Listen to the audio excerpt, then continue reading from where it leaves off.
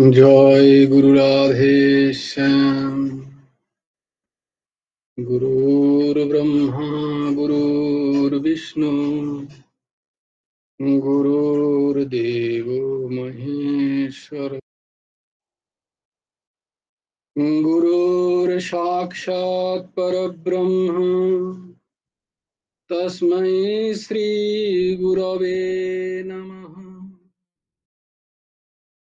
कृष्णाय वासुदेवाय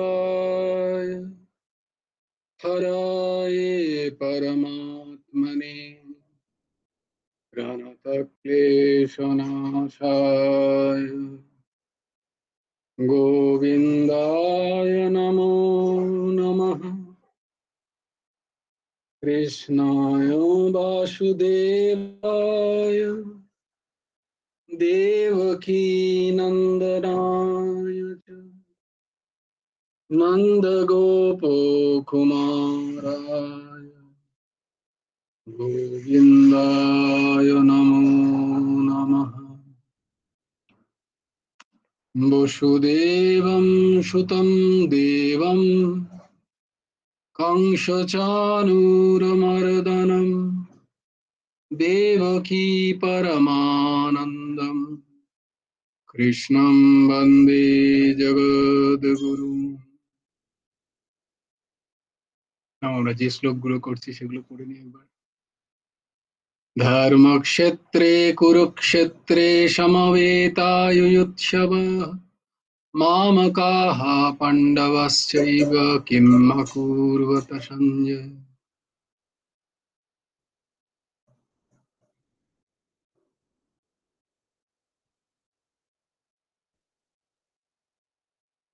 यत्र योगेश्वरः कृष्णो यत्र पार्थो धनुर्धरः तत्र श्रीर्विजयो भूतिर्ध्रुवा नीतिर्मतिर्मम।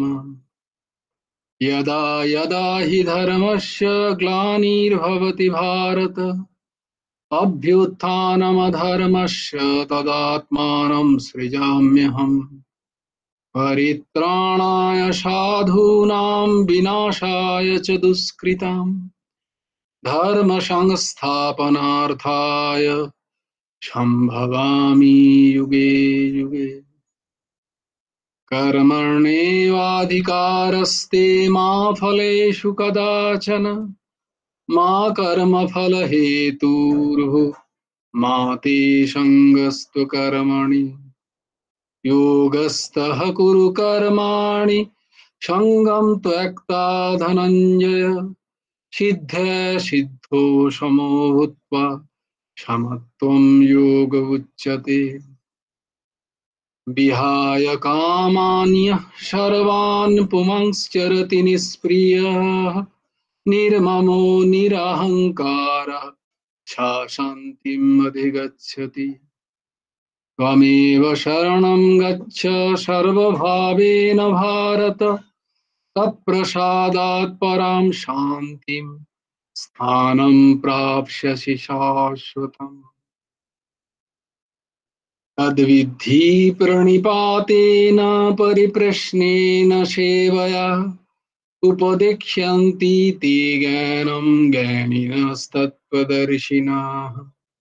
श्रद्धावान् लभते ज्ञानं तत्परः संयतेन्द्रियः ज्ञानं लब्ध्वा परां शान्तिमचिरेणाधिगच्छति। कार्पण्यदोषोऽपहत स्वभावः पृच्छामि त्वां धर्मसम्मूढचेताः यश्रेयसन्निश्चितं ब्रूहि तन्मे शिष्यस्तेऽहं साधिमां त्वां प्रपन्नम्। सर्वधर्मान् परित्यज्य मामेकं शरणं व्रज अहं त्वां सर्वपापेभ्यो मोक्षयिष्यामि मा शुचः।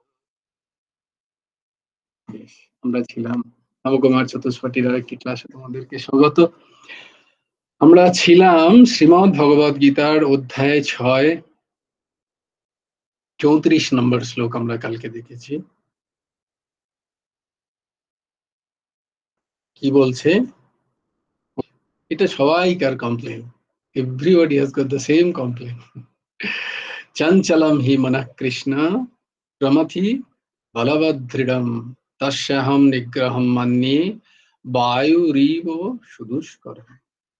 হে কৃষ্ণ, মন অত্যন্ত চঞ্চল, ইন্দ্রিয় বিক্ষোভকারী, দৃঢ়, জেদি ও বলবান। আমি তাকে নিরোধ করা বায়ুকে আবদ্ধ রাখার মতোই দুষ্কর বলে মনে করি।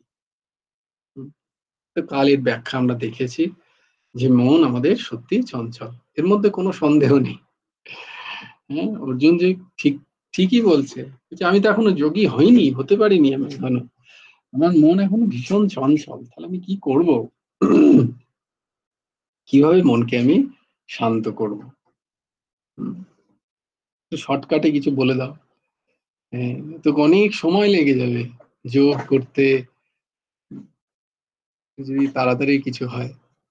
আজকাল এমসিকিউর যুগ, শুধু টিক মারলেই যদি কিছু হয়, হ্যাঁ, যদি রচনা না লিখতে হয়।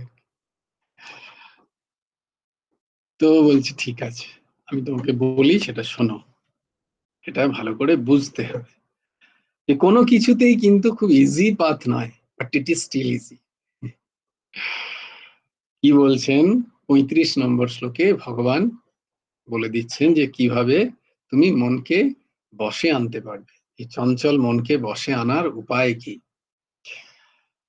অসংশয়ম মহাবাহো, হ্যাঁ আমার সাথে, অসংশয়ম মহাবাহো মনো দুর্নিগ্রহম চলম, অসংশয়ম মহাবাহো মনো দুর্নিগ্রহম চলম, অভ্যাসেন তু কৌন্তেয় বৈরাগ্যেণ চ গৃহতে, অভ্যাসেন তু কৌন্তেয় বৈরাগ্যেণ চ গৃহতে। অসংশয়ম মহাবাহো মনো দুর্নিগ্রহম চলম, অভ্যাসেন তু কৌন্তেয় বৈরাগ্যেণ চ গৃহতে, বৈরাগ্যেণ চ গৃহতে।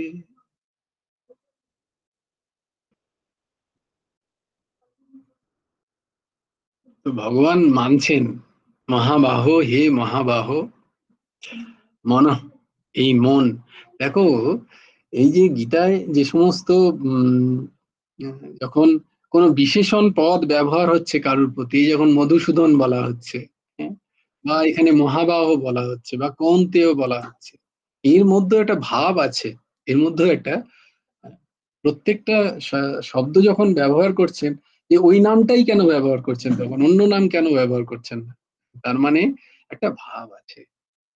সেই ভাবগুলো পড়লে, সেই ভাবগুলো দেখলে আরো বোঝা যায় যে ওই টেক্সটের সাথে ওই ভাবটা একদম মিলে যায়।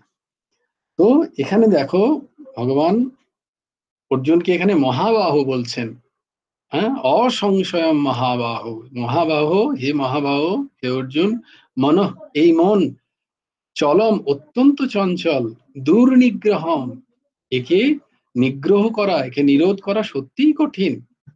অসংশয়ম, তোমার এই কথা একদম সংশয়হীন, একদম ঠিক, এর মধ্যে কোনো সংশয় নেই যে মন অত্যন্ত চঞ্চল আমাদের। তু কৌন্তেয়, কিন্তু হে কুন্তি নন্দন, হ্যাঁ, হে কুন্তি নন্দন, অভ্যাসেন চ, অভ্যাস এবং বৈরাগ্যেন, বৈরাগ্যের দ্বারা গৃহতে, গৃহতে মানে বশ করা যায়।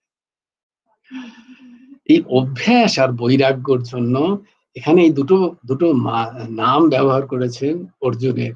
একটা হচ্ছে মহাবাহ বলে বলা হচ্ছে যে তুমি মহাবাহ, তুমি বিশাল যোদ্ধা, তোমার এত কনফিডেন্স, হ্যাঁ, তোমার এত পুরুষকার আছে, তুমি মহান যোদ্ধা। এবং তুমি কৌন্তেয়, তুমি কুন্তির পুত্র, এটাও মনে রেখো, তুমি কেউ সাধারণ নও, তুমি কৌন্তেয়, তুমি কুন্তির পুত্র। তো এইটার সাথে বৈরাগ্যের একটা মিল আছে, সেইটা আমরা দেখব। ভগবান বললেন, হে মহাবাহ, এই মন অত্যন্ত চঞ্চল, একে নিরোধ করাও অত্যন্ত কঠিন। তোমার এই কথাটি একেবারেই সত্য, এর মধ্যে কোথাও মিথ্যে নেই, ঠিকই বলেছ। কিন্তু হে কৌন্তেয়, অভ্যাস ও বৈরাগ্যের দ্বারা একে বশ করা যায়। তাহলে কি কি দুটো পন্থা? অভ্যাস এবং বৈরাগ্য। নান্য পন্থা বিদ্যাতে নায়। আর অন্য কোনো পন্থা নেই। যেমন মন ঠিক হয়ে যাবে, কেউ এসে ঠিক করে দেবে, কোনো বিষয় না, না, না, কেউ করতে পারবে না। ভগবান এখানে অমোঘ উপায় বলছেন, যে দুটোই উপায় আছে, একটা হচ্ছে বৈরাগ্য এবং অভ্যাস। কিন্তু বৈরাগ্যের আগেও তিনি অভ্যাসকে জোর দিচ্ছেন, দেখো, সাধনাকে জোর দিচ্ছেন। হ্যাঁ, কেউ জাদুকাঠি ঠেকিয়ে কেউ করে দিতে পারবেন না। কেউ করতে পারবেন না জাদুকাঠি ঠেকিয়ে তোমার মনকে শান্ত। তিনি হয়তো খানিকক্ষণের জন্য একটা উপলব্ধি দিতে পারেন, যে দেখ মন শান্ত হলে কত সুন্দর লাগে, কিন্তু করতে তোমাকেই হবে। তারপরে আবার সেই একই জায়গায় চলে এসে আবার করতে তোমাকে হবে, করতে সেই জীবকে হবে। তাহলে কি বলছে মহাবাহ? মহাবাহ দ্বারা এইটা বোঝাচ্ছেন যে তোমার এত পুরুষকার অভ্যাসের জন্য, সাধনের জন্য, প্র্যাকটিসের জন্য আমাদের একটা ডিটারমিনেশন চাই। আমাদের একটা ডিটারমিনেশন চাই। হচ্ছে হবে করলে কোনোদিন হবে না। হুম, হ্যাঁ, হচ্ছে হবে বলে হয় না। এই ঠিক আছে, চলছে, চলবে। আজকে 500 হলো, কালকে নয় 400, না ঠিক আছে, আজকে শরীরটা প্রচন্ড খারাপ, কালকে পরের দিন প্রচুর মানুষ মানুষ এসেছিল রোগ, আজকে আমার পরীক্ষার জন্য আমি পারিনি। হ্যাঁ, এই সব অজুহাত, মন বিভিন্ন অজুহাত খোঁজে কিন্তু। হুম, তাহলে কি হবে? না সব হবে, বাকি সবই হবে। তোমার শরীর ঠিক থাকবে, সেখানে যন্ত্রণা, কষ্ট, দুঃখ, কষ্ট সব ভোগ হবে। হ্যাঁ, পরীক্ষার সুন্দর রেজাল্ট হবে। কিন্তু যেটা তুমি চাইছো, আধ্যাত্মিক স্তরে যেখানে যেতে চাইছো, সেটা হচ্ছে না, সেটা পিছিয়ে যাচ্ছে, এইটাই আর কি। সিম্পল প্র্যাকটিস করতে যেতে আমার সময় লাগে, একই জিনিস এখানে। হুম? তুমি ভাবছো আজকে আমি একদিন করলাম, পরের দিনই যে যে ধানের চারা আজকে গজালাম, পরের দিনই আমি ভাত রাতে না রান্না করব, সেটা কি কখনো হয়? সেটা তো হয় না কখনো, তাই না?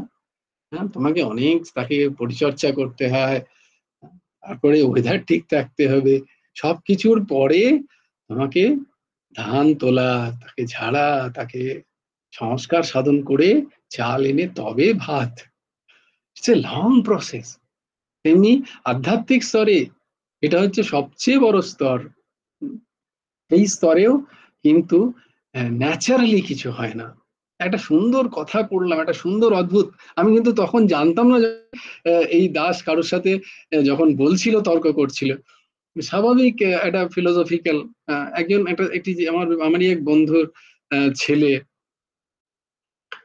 তাকে আমি বলছিলাম যে ছোট বুঝে বলছিলাম যে তো এদেরকে এখন থেকে একটুখানি ভালো কোনো গ্রন্থ পড়ানোর, কোনো মোরাল স্টোরিজ পড়ানোর চেষ্টা করো, কিছু ভালো জিনিস শেখাও, ছোটবেলা থেকে শেখাও, প্র্যাকটিস করাও।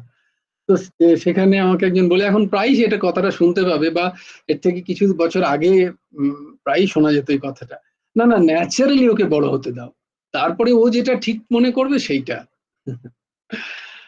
এটা হচ্ছে তথাকথিত সমাজ বৈপ্লবিকদের একটা কথা, এরকম ছিল, এখনো অনেকে বলে, ন্যাচারালি বড় হতে দাও, ওকে সব বুঝে নিতে দাও, তারপরে ও যেটা মনে করবে সেইটা করবে।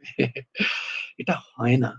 তো এরকমই একবার, কেন হয় না, তার এরকম একজন খুব বড়, তার নামটা ভুলে যাচ্ছি, খুব বড় একজন ফিলোসফার, তার কাছে তিনি যখন বলছেন যে না, তুমি আহ কিছু জিনিস যেটা ঠিক, সেটা ঠিক বুঝতে গেলে যে এক্সপিরিয়েন্সের দরকার, যে যে যে কর্মপ্রবাহের মধ্যে যাওয়া উচিত, সেই কর্মপ্রবাহে তোমার বাচ্চা না যেতেও পারে, সে যেটাকে ভাবছে ঠিক, সেটা না ঠিকও হতে পারে। তো সে ধাক্কা খেয়ে ঠেকার আগে তাকে আগে থেকেই বলে দেওয়া ভালো নয় যে এখানে এখানে গর্ত আছে, যেগুলো এস্টাবলিশড গর্ত, গেলে তুমি পড়বেই। আমাকে একদিন জিজ্ঞেস করেছিল, এসব করে কি হবে, এসব করে কি হবে? আমার এই যে দীক্ষা নিচ্ছ, এই যে গলায় কণ্ঠি নিচ্ছ, এই যে ছাড়ছো বা নাম জপ করতে বলছো, সব করে কি লাভ? হম, আহ, লাভটা কি? আমি তো চলছি। আহ,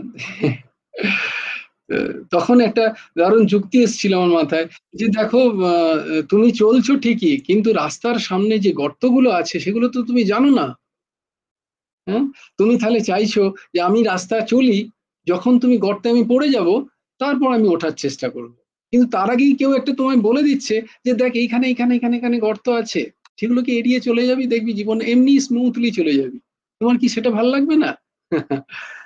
মানে তুমি চাইছো যে আমি গর্তে পড়ি, প্রচন্ড কষ্ট পাই, দিয়ে গর্ত থেকে ওঠার চেষ্টা করি, তখন যদি কাউকে না পাও হাত দেওয়ার জন্য, তখন you will be in the pit, তুমি সেই গর্তেই পড়ে থাকবে। তো সেই জন্য দীক্ষা, সেই জন্য গুরুকরণ, যে গুরুদেব বলে দেবেন যে তোমার জীবনের এই জায়গাগুলোতে গর্ত আছে, এগুলোতে বেঁচে চলো। তুমি যদি সেগুলো বেঁচে চলো, গুরু আজ্ঞা পালন করো, তাহলে জীবনটা স্মুথ হয়ে যাবে। এই জন্যই দীক্ষা নেওয়া, এই জন্য একজন মহাপুরুষের সঙ্গ করা, তার সান্নিধ্যে থাকা। তো তো এই জন্য সেই তখন আমি বলেছিলাম না না এটা করো না, কারণ ও কি জানবে যে ওই বাচ্চাটা কি করে জানবে যে ওর কোনটা ঠিক কোনটা ভুল? তোমার যে এক্সপিরিয়েন্সটা আছে, এই হয়তো 30-40 বছর তুমি এই পৃথিবীতে আছো, তোমার যে একটা ভাস্ট এক্সপিরিয়েন্স, তুমি সেই এক্সপিরিয়েন্স দিয়ে বলবে না তাকে যে এই রাস্তাটা ঠিক এই রাস্তাটা ভুল, অ্যাটলিস্ট বাই ইয়োর নলেজ। তারপরে সে কি করলো সেটা নিশ্চয়ই তার ব্যাপার, কিন্তু তুমি বলে দেবে না যে না এইটা ঠিক। তুমি তাকে যদি ছেড়েই দাও, হ্যাঁ, দিয়ে যেটা বলতে যাচ্ছিলাম যে সেরকম এক বৈপ্লবিক সমাজ সংস্কার, তিনি ওই ফিলোসফারের কাছে গেছেন, তিনি এই কথাটাই বলছেন যে বাচ্চাদের কেন আপনি এইভাবে বলছেন যে গাইড করতে। তারা বড় হোক ন্যাচারালি, বড় হয়ে তারা যখন ঠিক করবে আহ, সে বাইবেল পড়বে না, সে কি পড়বে, সেটা সে তখন ঠিক করবে। বলছে, হ্যাঁ সেটা ঠিকই বলেছো, এটা তো খুব যৌক্তিক একটা কথা। তো তারপরে প্রায় বলছে 1-2 মাস পরে তারপরে উনি যখন এসছেন, দেখছেন ওর বাগানে একটা সুন্দর বাগান ছিল বাড়ির সামনে, অদ্ভুত একটা বাগান, খুব সুন্দর করে একদম দারুণ দারুণ গোলাপ ফুল, সেখানে রজনীগন্ধা, জানি না রজনীগন্ধা ছিল কিনা, কিন্তু গোলাপ ছিল আর কি। আমি বলছি এটা ফরেনের একটা আহ, তো যাই সেখানে সুন্দর সুন্দর ফুল ফুটেছিল, দারুণ বাগানটা সুন্দর সাজানো সবকিছু, ঘাস টাস খুব সুন্দর কাটা। তো সে যখন 3 মাস পরে এসে দেখছে বাগানে চারিদিকে আগাছা বেরিয়েছে, ঘাস কাটা নেই, ঘাসগুলো বড় বড় হয়ে গেছে। হ্যাঁ, ঘাসগুলো খুব বড় হয়ে গেছে, গাছগুলোতে আগাছা লেগেছে কোথাও, কোনো গাছ নুয়ে পড়ে গেছে, ফুলগুলো ঠিক করা নেই, লাঠি দেওয়া নেই। তো তখন সে এসে বললো, আরে আপনার বাগানটার এইরকম অবস্থা কেন? বাগানটা এত সুন্দর করে মেনটেন ছিল, কি অপূর্ব লাগছিল বাগানটা দেখতে, তো বাগানটার এই রকম অবস্থা কেন? বলছে কেন, আপনার কথা শুনে আমি বাগানটাকে ন্যাচারালি গ্রো করতে দিয়েছি। হ্যাঁ, আমি বাগানটাকে ছেড়ে দিয়েছি ন্যাচারালি গ্রো করতে। So this is the condition. This is the condition. তুমি যদি গ্রুমিং করতে তার যদি সেই ক্ষমতাই থাকতো, তাহলে সে তো অনেক সময় লাগবে তার। হুম, ততক্ষণ তাই জন্যই গুরু গুরু হিসাবে শিক্ষকদের নেওয়া হয় কেন? গুরু হিসাবে গুরু মানে তিনি তোমাকে তোমার অন্ধকার থেকে আলোর দিকে রাস্তাটা দেখাবেন, তোমাকে একটা সৎ গ্রন্থ, একটা সৎসঙ্গ, একটা সৎ মানুষ, একটা সৎ ব্যক্তিত্ব, একটা সৎ চিন্তন কেন তোমাকে বলা হয় না? It is established, it is established. হ্যাঁ, তুমি এর এর ভেতর থেকে গিয়েও হয়তো তুমি করতে পারো, অ্যাচিভ হয়তো করতে পারো, কিন্তু ultimate you have to come to this point, তোমাকে এই জায়গায় আসতেই হবে, কারণ এগুলো স্বতঃসিদ্ধ, এগুলো স্বতঃসিদ্ধ। তো আহ, কালকেই এক জায়গায় পড়ছিলাম যে উম একজন মুনিবরকে প্রশ্ন করছেন একজন যে আজকালকার যুগে যে হচ্ছে এত ছেলেরা ফ্রাস্ট্রেশন খেয়ে যাচ্ছে, ফ্রাস্ট্রেশন এসে যাচ্ছে ছেলেদের মধ্যে, অ্যাচিভ করার পরেও আইআইটি, আইএএস বা আইপিএস এ পাওয়া যাওয়ার পরেও তাদের জীবনে খুশি নেই, আহ, বা তাদের সমাজ জীবনেও খুশি নেই, তাদের পারিবারিক জীবনেও তারা সুখ পাচ্ছে না কেন? বিকজ তিনি বলছেন যে এরা কিন্তু কেউ শিক্ষার জন্য পড়েনি, এরা র্যাঙ্কের জন্য পড়েছে, দে আর আফটার দ্য র্যাঙ্ক। যে কিভাবে আমি এই কটা জিনিস মুখস্থ করে আমি বলতে পারলাম একটা ভালো নাম্বার পাবো, সেখানে যে শিক্ষাগুলো দেওয়া আছে সেই শিক্ষাগুলোর প্রতি তাদের, so they are not educated, they are qualified. সে যদি এডুকেটেড হতো তারা কিন্তু বাকিগুলোকেও সামলে নিত। যদি ঠিক ঠিক শিক্ষাটা সে গ্রহণ করতো। তাই এরা র্যাঙ্কের জন্য পড়েছে। র্যাঙ্কের জন্য পড়লে কিন্তু জীবনে এই ধাক্কা খেতেই হবে। তো এইটা, তো এই জন্য অভ্যাসের খুব প্রয়োজন আমাদের। তাই জন্য বারবার এই দাস যেটা বলে যে ওই হিমালয়ের ওই মহাপুরুষের কথা, যে ন্যূনতম ধরো, সরলতমের অভ্যাস করো, কিন্তু সেটা ধরো, যেটুকু ধরবে সেটা যেন হয়, সেটা যা যেভাবেই হোক আমার যেন সেটা মিস না হয়। এটা হচ্ছে অভ্যাস। এটা নিজের পুরুষকার দিয়ে আমায় করতেই হবে। আমি যেমন ভাত খেতেই হবে, বামায় নিঃশ্বাস দিচ্ছি নিচ্ছি নালে বেঁচে থাকবো না, তেমনি আমি যেটা ঠিক করেছি সেই অভ্যাস থেকেও আমি কখনো, এইটা হচ্ছে অভ্যাসের গুণ। এখানে ভগবান কি বলছেন, যে এই অভ্যাস করার সময় তোমার যদি মন চারিদিকে ছিটকে যায়, কোনো চিন্তা নেই, মনকে যেতে দাও। মনকে তুমি যেতে দাও, মন যাক। মনের দশাই তো তাই, মনের ক্যারেক্টারই তাই, যে সে এরকম নেচে নেচে বেড়াবে। তুমি তার জন্য বেশি চিন্তা করো না, মনের জন্য বেশি চিন্তা করো না, তুমি তোমার অভ্যাসে দৃঢ় থাকো। যে আমার মন লাগে না লাগুক, মন ভালো লাগুক খারাপ লাগুক, খুশিতে থাকি দুঃখে থাকি, আমি যেটা আমি ঠিক করেছি যে আমি এইটুকু করব, আমি করবই। আমি মনের দিকে তাকাবো না। মন তাতে লাগুক বা না লাগুক, আমার প্রয়োজন নেই ওদিকে তাকানো। এটা হচ্ছে অভ্যাসের কথা। এটা হচ্ছে অভ্যাসের কথা। এবার অভ্যাস করতে করতে তারপরে বলছেন যে এবার একটু তুমি বিচার করো। অভ্যাস করার পরে, যে অভ্যাসটা তো আমি ঠিক করে নিলাম, এরপরে অভ্যাসটা যেন দৃঢ় হয় এবং যাতে আমার মধ্যে একটু বৈরাগ্য জাগে। বৈরাগ্য কেন? না, মন যে সমস্ত বিষয়গুলো যাতে গিয়ে আনন্দ পাচ্ছে, তাকে সেই বিষয়গুলোর ক্ষণভঙ্গুরতা, সেই বিষয়গুলোর অনিত্যতাকে দেখিয়ে দেওয়া। যে তুই কোথায় যাচ্ছিস, কোনটা খোঁজার জন্য যাচ্ছিস, কি পেতে চাইছিস, নিজে দেখ। থাকবে? যাদের আছে তারা কি খুশি আছে? তাদেরও তো তোর মতোই একটা মন ছিল, তারাও তো এরকমই দৌড়েছে। দেখ তুই তাদের কত কষ্ট। তখন মন সেটা বোঝে। নিজের মনকে নিজেকে এইভাবে বোঝানো, এটা হচ্ছে বৈরাগ্য।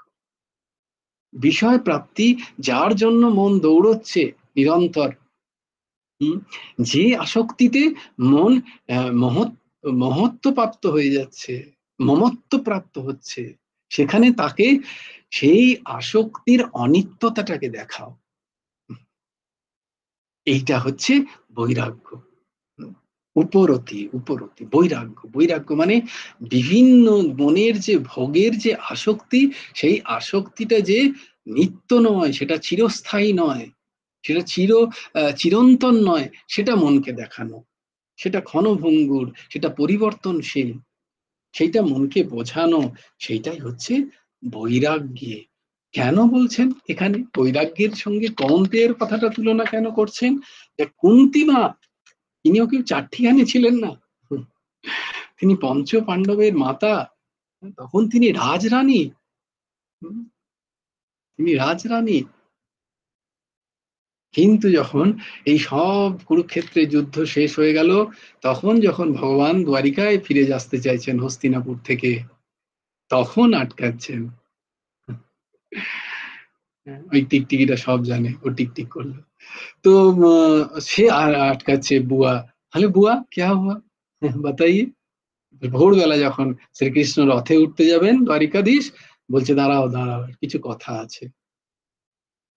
তো বলে কি ব্যাপার, কি কথা? পিসিমা কি কথা? তো তখন বলছেন যে বিভিন্ন, তখন বলছেন যে আমি তোমায় চিনে গেছি। হ্যাঁ, কি চিনেছো তুমি আমায়? তুমি তো আমার পিসি, আমি তো তোমার ভাইয়ের ছেলে। আমাকে কি চিনেছো তুমি? বলে না না, এইসব বলে আর আমাকে তুমি আটকা করতে পারবে না। আমার পর্দা খুলে গেছে। আমি জানি তুমি সেই পরাৎপর পরব্রহ্ম পরমেশ্বর, ব্রহ্ম, শ্রীকৃষ্ণ, তুমিই সেই। আমি জেনে গেছি। বলে এই রে যাই তো ভান্ডা ফুটে দেবে মনে হচ্ছে, এখন আমার অনেকগুলো লীলা বাকি আছে। তখন প্রণাম করতে যাবে, না না প্রণাম, আর আমাকে প্রণাম করতে করতে হবে না। এরকম ভাবে কুন্তী মায়ের সাথে কুন্তী আহ, আহ, কৃষ্ণ সংবাদ হলো অনেকক্ষণ। বলছি ঠিক আছে বুয়া, তুমি তো চিনেই ফেলেছো, যখন কিছু চাও, কিছু চেয়ে নাও, আমি তো চলে যাচ্ছি, কিছু চেয়ে নাও। তখন আহ মা কুন্তি কি চাইছেন দেখো, বিপদঃ সন্তু না শাশ্বতত্র জগদ্গুরো ভবতো দর্শনম ইয়ৎ স্যাদ পুনর্ভবদর্শনম। হে জগৎগুরু, হে কৃষ্ণ, হে জগৎগুরু, আমার জীবনে যেন সর্বদা এইরূপ বিপদ পদে পদে আসতে থাকে। কি চাইছেন দেখো, কোনো দৃষ্টান্ত নেই এর আগে, না এর পরেও কোনো দৃষ্টান্ত আছে কেউ কোনো ভগবানের ভক্ত এরকম চেয়েছেন বলে।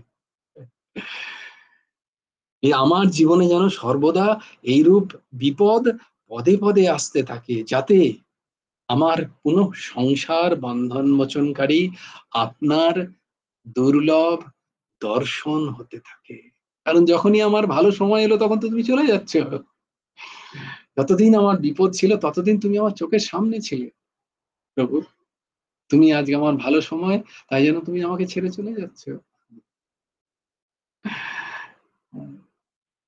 তাই আমি বিপদই চাই, যে বিপদে তুমি, যে সম্পদে তুমি নেই সেই সম্পদ আমার চাই না, যে বিপদে তুমি আছো আমার সাথে, আমার সেই বিপদ, সেই বিপদই আমার কাম্য। তো এই দেখো কুন্তির, মা কুন্তির বৈরাগ্য দেখো। ভরা সংসারে সে আবার বিপদ চাইছে। চিন্তা করা যায়, আমরা ভগবানের কাছে ছোট ছোট জিনিস একটুখানি কিছু হলেই, হাই প্রভু ঠিক করে দাও। হ্যাঁ, আর দেখো কুন্তী মা কি চাইছেন।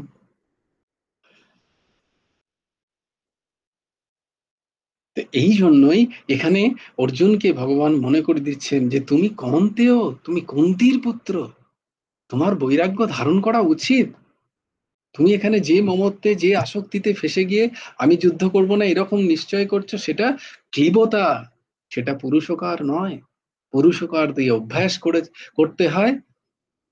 হুম, সাধনের অভ্যাস ঠিক রাখতে হয়, এবং বৈরাগ্য দ্বারা মনকে আস্তে আস্তে আস্তে আস্তে আস্তে আস্তে, ওই যে সানাই সানাই পড়েছিলাম, আস্তে আস্তে মনকে বুঝিয়ে বুঝিয়ে বুঝিয়ে বুঝিয়ে তাকে কাছে টানতে হয়, তার তার চঞ্চলতাকে বন্ধ করতে হয়, ওইভাবে সংসারের অনিত্যতাটাকে তাকে দেখিয়ে।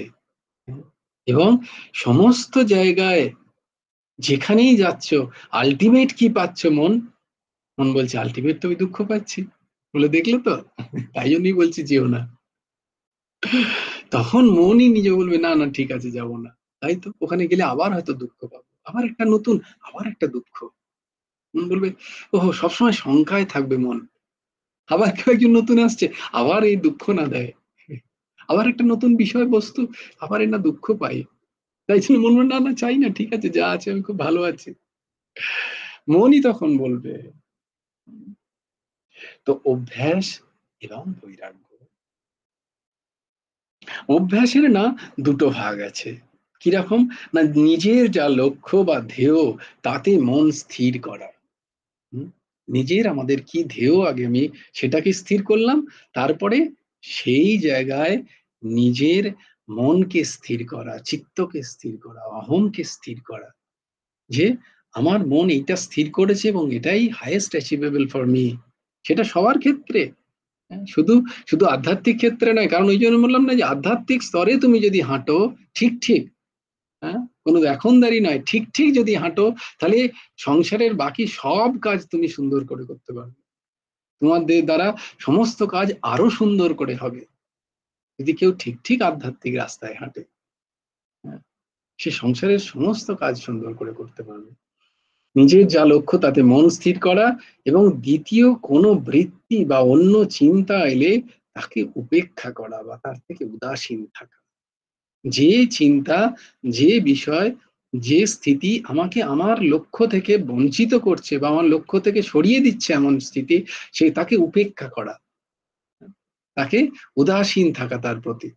হ্যাঁ, যে আমার শরীরে হয়তো খুব কষ্ট, হ্যাঁ, আমাকে নাম করতে দিচ্ছে না, উদাসীন হয়ে যাও শরীরের প্রতি, জোর করে তাকে তুলে নিয়ে নামে বসো, জোর করে বা শুয়ে শুয়েই মনকে শরীরে ফেলে রেখো না, মনকে ভগবানের শ্রীচরণে ফেলে রাখো। আমি বুঝতে পারছি ঠিক আছে শরীরের অক্ষমতা আছে, কোনো অসুবিধা নেই, কিন্তু মনকে আমি কেন সেখানে ফেলে রাখবো? শরীরের যন্ত্রণা শরীরে থাক, মন কেন তার জন্য বাজে হবে? মনকে বল তুই তো এর সাথে সম্পর্কযুক্ত নয়, ওর যন্ত্রণা হচ্ছে ও ভুগুক, তুই কেন ওখানে পড়ে আছিস, তুই ভগবানের চরণে যা। আমরা কিন্তু ওই যে এটাই মুশকিল হয়ে যায় যে আমাদের মনটাকেও আমরা ওইখানেই ফেলে রেখে দিই, যেখানে একটু কষ্ট হচ্ছে, একটু যন্ত্রণা হচ্ছে, একটু খারাপ লাগছে, আমার মনও খারাপ, আমার ভালো লাগছে না। এইটা এটা এটা একটা বিশাল বড় দোষ আমাদের। আমরা মনটাকেও ঠিক ওইখানেই ফেলে রেখেছি। আজকে সারাদিন তো হলো না, আমার মন লাগেনি। কেন মনকে তুমি এরকম ওইখানে পাঠিয়ে দিয়েছো? তো এইরকম উদাসীন হয়ে যেতে হয়, উপেক্ষা করতে হয়। যেটা তোমার লক্ষ্যে লক্ষ্যে তোমায় পৌঁছে দিচ্ছে না মন, যে মন, সেই মনকে তুমি সেখান থেকে টেনে আনো। আর মন যেখানেই যাক সেখানে যেন নিজ লক্ষ্য ইষ্টকে দেখা। আহা, এরকম করতে পারলে তো আরো ভালো। কোথাও হয়তো তীব্র যন্ত্রণা হচ্ছে, তুমি এই ভাবো যে ঠাকুর অশেষ দয়া করে এই যন্ত্রণা দিয়েছেন, মন এখানে গেছে কিন্তু সেখানেও ভগবত চিন্তন হচ্ছে, প্রভুর কি দয়া, আমার হয়তো লাখ লাখ কোটি কোটি পাপ প্রভু এইভাবে ভোগ করিয়ে দিচ্ছেন। দেখো ওইখানেও মন কি করছে, সৎসঙ্গ করছে, ভগবানের চিন্তন করছে, ঈশ্বর চিন্তন চলছে। হ্যাঁ, ওখানে ওই যন্ত্রণার চিন্তন চলছে না, কিন্তু তখন যখনই ওই যন্ত্রণাটা আমার ভাবছি না, আমি ভাবছি কি প্রভু আমাকে দিয়েছেন আমারই শুধরানোর জন্য, তখন ওই যন্ত্রণার সাথে সাথে নাম হবে, ওই যন্ত্রণার দবদবানিতে নাম হবে।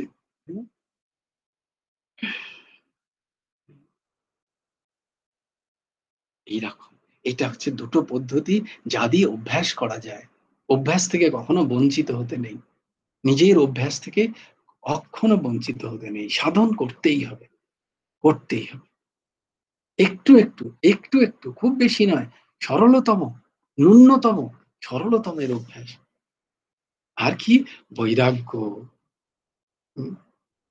জাগতিক যে সমস্ত ভোগসুখ, তার যে অনুরাগ, ভোগসুখ আসছে ভোগ হচ্ছে সে ঠিক আছে, কিন্তু তার প্রতি যে একটা রাগাত্মিকা ভাব, তার প্রতি যে একটা আসক্তি, ওটা না হলে চলে না, এই যে ভাবটা, এই ভাবটাকে ত্যাগ, তার প্রতি যে অনুরাগ, সেইটাকে সরাতে হবে বলছেন। যে তারে যদি সরাতে পারি, তাহলে মন ততই পরমাত্মায় নিবিষ্ট হয়, মন ততই তত্ত্বে নিবিষ্ট হয়। জগৎ প্রতি মুহূর্তে পরিবর্তন হচ্ছে, স্বরূপ কখনো একরূপে নেই। মনকে এটা বোঝাও, দেখাও মনকে, মনকে বোকা বানিয়ে লাভ নেই, তাকে দেখাও, দেখ যে তুই আজকে এক সময় ছিলি, আজকে সে তুই সেরকম নেই, তুই যেটাকে তুই ভাবছিস, তুই তো শরীরটা ছিলি এইরকম, আজকে সেই শরীরটা তো এরকম নেই, আর আরো কিছুদিন পরে থাকবে না, তাহলে কেন এই শরীরটার প্রতি এত মমত্ব বুদ্ধি নিয়ে ওতেই পড়ে আছিস? নিজের বলে যে সকল আত্মীয় কুটুম্ব আছে, তারা যদি আমাদের কাছ থেকে অনুকূলতার ইচ্ছা রাখে, খুব ভালো করে শোনো এই কথাটা, যত আত্মীয় কুটুম্ব আছে তারা যদি আমাদের কাছ থেকে অনুকূলতার ইচ্ছা রাখে, মানে আমরা তার সাথে ভালো ব্যবহার করব, এরম ইচ্ছা রাখে, তাহলে নিজ সম্পূর্ণ সামর্থ্য এবং শক্তি দ্বারা, যোগ্যতা অনুযায়ী তাদের ন্যায়যোগ্য ইচ্ছা পূর্ণ করো। এটা বারবার মনে রাখবে, তোমার ব্যষ্টিতে যারা তোমার কাছে যা যা চাইছে সেটার ন্যায়যোগ্য যতটা তোমার পক্ষে পারা সম্ভব, তাদের সেই ইচ্ছাকে পূরণ করো, করার চেষ্টা করো, অ্যাটলিস্ট। পূরণ নাও করতে পারো, করার চেষ্টা করলে লোকে বলবে না ও তো চেষ্টাটা করেছে। এটা কিন্তু তোমায় করতে হবে, কিন্তু উল্টে কি করতে হবে? উল্টে কিন্তু তোমার এক ফোঁটাও তাদের কাছ থেকে কোন রকম ইচ্ছা রাখলে চলবে না। তাদের ন্যায় সম্পন্ন ইচ্ছা পূর্ণ করবে এবং পরিশ্রম পূর্বক তাদের সেবা করবে, কিন্তু তাদের থেকে কোনো প্রকার আনুকূল্য, তাদের থেকে কোনো প্রকার আমার মতো তারা ব্যবহার করবে, এইটা ঘুণাক্ষরেও আশা করবে না, বিন্দু মাত্র নয়। কিছু পাওয়ার আশা সর্বতোভাবে ত্যাগ করবে। এইভাবে নিজ সামর্থ্য অনুযায়ী বস্তু দান করলে, নিজ পরিশ্রম দ্বারা অন্যের সেবা করলে, পুরনো যে এই যে কেন করছো, it is not for him, এইটাই হচ্ছে আধ্যাত্মিকতা, এইটা শুনে নাও, এটা তার জন্য করছো না, এটা তোমার জন্য করছো। কেন? যে আসক্তি তার প্রতি আছে, যে মমত্ব, মিথ্যা মমত্ব তার সাথে আছে, সেই আসক্তি মমত্ব এইগুলো থেকে কেটে যাবে। কেটে যাওয়ার পরে কি হবে? হুম, উদাস হয়ে যাবে? না না, তখন প্রেম হবে। তখন হবে আসল ভালোবাসা। তখন সবাইকে দেখবে, হ্যাঁ, তোমার ভালোবাসতে ইচ্ছা করছে। তোমার কেউ তখন পর নয়, কেউ তোমার নিজের নয়। তখন তখন আর আসক্তি নেই, মমত্ব নেই, নিজত্ব নেই। তখন তখন প্রেমের বন্ধন, তখন সেই আসক্তি দূর হয়ে যায় এবং আর কোনো চাহিদা থাকে না। তখন আর নতুন আসক্তিও তৈরি হয় না কোনো সম্পর্কতে।